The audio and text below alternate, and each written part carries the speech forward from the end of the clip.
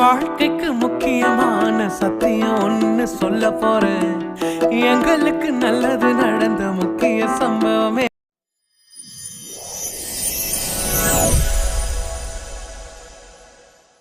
பிரியமானவர்களே, மறுபடியும் உங்களை சந்திப்பதில் மிகுந்த மகிழ்ச்சி அடைகிறோம். இயேசு கிறிஸ்துவின் பரிசுத்த நாமம் மகிமைப்படுவதாக.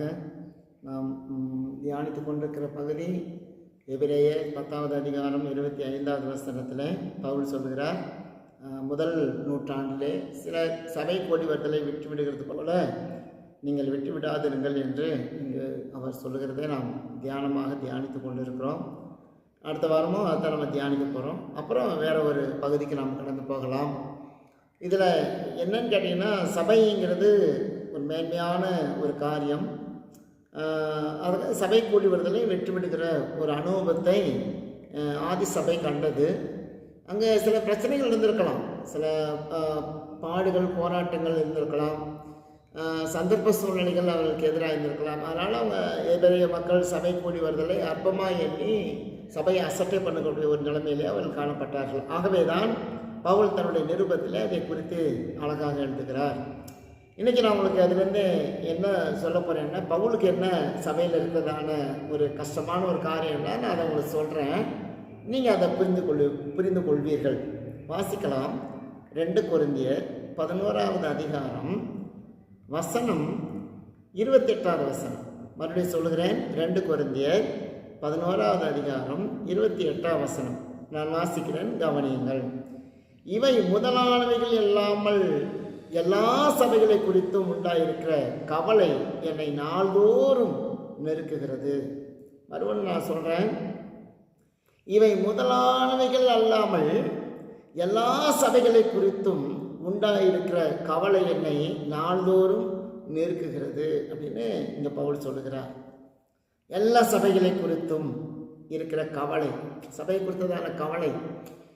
சபை குறித்ததான கவலை யாருக்கு சிலருக்குன்னா இருக்கிறது, பாஸ்ட்டுகளுக்கே இருக்கிறது சபை குறித்ததான கவலை. சபையை போட்டுட்டு அங்கே இங்கேயும் ஓடுறாங்க. அப்போ சபை நடத்துகிற போதகர்களுக்கே அந்த ஒரு கவலை இல்லைன்னா அப்புறம் விசுவாசிகளுக்கு கவலை இருக்கிறது, கவலை எப்படி இருக்கும்? இருக்காது. ஆனால் நீ சபையை கொடுத்ததான கவலை யாருக்கு? பவுலுக்கு ரொம்ப இருந்துச்சு. ஆனால் அவர் பட்ட காரியங்களெல்லாம் நீங்கள் யோசித்து பார்த்தீங்கன்னா ஆச்சரியமாக இருக்கும். ஆனால் அது கூட எனக்கு கவலை இல்லைன்ற நான் வாசிக்கிறேன். நல்லா கவனிங்க. இன்றைக்கி அதை மட்டும் வாசிக்கிற ஜெபம் பண்ணி நம்ம முடிச்சிருவோம். அவ்வளோ விஷயங்கள் இருக்குது. சரிங்களா? சரி, இப்போ பாருங்கள். 2 கொரிந்தியர் 11வது அதிகாரம் 23வது வசனத்துலேருந்து நான் வாசிக்கிறேன். பாருங்கள். அவர்கள் கிறிஸ்துவின் ஊழியக்காரரா? நான் அதிகம் புத்தியீனமாய் பேசுகிறேன். அதிகமாய் பிரயாசப்பட்டவன், அதிகமாய் அடிபட்டவன். சரிங்களா? அதிகமாய் காவலில் வைக்கப்பட்டவன், அநேக தரம் மரண அவதியில் அகப்பட்டவன். நல்லா யோசிப்பார். யூதர்களால் ஒன்று குறைய 40 அடியாக 5 தரம் அடிபட்டேன். 3 தரம் மிலார்களால் அடிபட்டேன். 1 தரம் கல்லறி உண்டேன். 3 தரம் கப்பற் சேதத்தில் இருந்தேன். கடலில் ஒரு ராப்பகல் முழுவதும் போக்கினேன். அநேக தரம் பிரயாணம் பண்ணினேன். ஆறுகளால் வந்த மோசங்களினாலும், கள்ளர்களால் வந்த மோசங்களினாலும், என் சுய ஜனங்களால் வந்த மோசங்களினாலும், அந்நிய ஜனங்களால் வந்த மோசங்களினாலும், பட்டணங்களில் உண்டான மோசங்களினாலும், வனாந்தரத்திலே உண்டான மோசங்களினாலும், சமுத்திரத்தில் உண்டான மோசங்களினாலும், கள்ள சகோதரிடத்தில் உண்டான மோசங்களினாலும், பிரயாசத்திலும் வருத்தத்திலும், அநேக முறை கண் விழிப்புகளிலும், பசியிலும் தாகத்திலும், அநேக முறை உபவாசங்களிலும், குளிரிலும் நிர்வாணத்திலும் இருந்தேன் அப்படின்னு சொல்லியிருக்காங்க. நீங்கள் வீட்டில் வாசிப்பாங்க எவ்வளவு பாடுகள். ஆனால் 28வது வசனம் சொல்ற, இவை முதலானவைகள் அல்லாமல். இதெல்லாம் எனக்கு ஒரு பெரிய விஷயமே கிடையாது.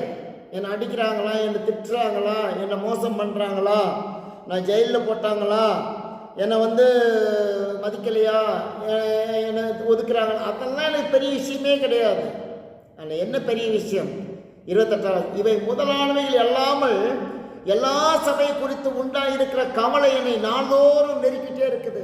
நான் கவலைப்படல. என்னை அடிக்கிறதுக்காக, என்னை திட்டுறதுக்காக, நான் பசியாக இருக்கிறதுனால, என்னை கொல்றதுனால நான் பயப்படவே இல்லை. சாவு எனக்கு வரும், நான் பயப்பட மாட்டேன்.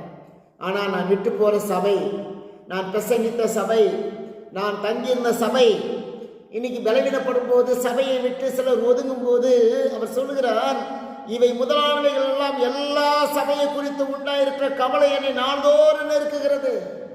நான் ஊழியம் செய்து சம்பாதித்த சபை இல்லையா, அவருக்கு அந்த சபை மேலே இருக்கிறதான அந்த ஆர்வத்தை நீங்கள் பாருங்க. இதுதான் எனக்கு கவலை, இதுதான் எனக்கு வேதனை, இதுதான் எனக்கு போராட்டம். மற்றபடி நான் அடிக்கப்படுறதுனால, நான் ஒதுக்கப்படுறதுனால, நான் தள்ளப்படுறதுனால, நான் பசியாக இருக்கிறதுனால எனக்கு கவலையே கிடையாது. சாவை குறித்து பயமா இல்லை, சபையை குறித்து பயம், சபையை குறித்து கவலை. சபை குறித்து எனக்கு கவலை கிடையாது, ஆனால் சபையை குறித்து நான் கவலைப்படுகிறேன். நாள்தோறும் அது சொல்லுகிறேன், இவை முதலானவைகள் எல்லாம் எல்லா சபையை குறித்து உண்டாயிருக்கிற கவலை என்னை நாள்தோறும் நெருக்குகிறது. தெரியுமானவங்களே, இன்னைக்கு உங்கள் சபை, நீங்கள் வாழ்ந்த சபையில் நீங்கள் எப்படி இருக்கீங்க?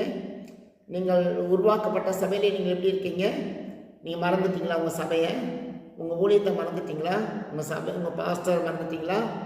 ஐயோ, ரொம்ப தவறு. ஆகவே சபையை குறித்ததான கவலை நமக்கு இருக்கணும்.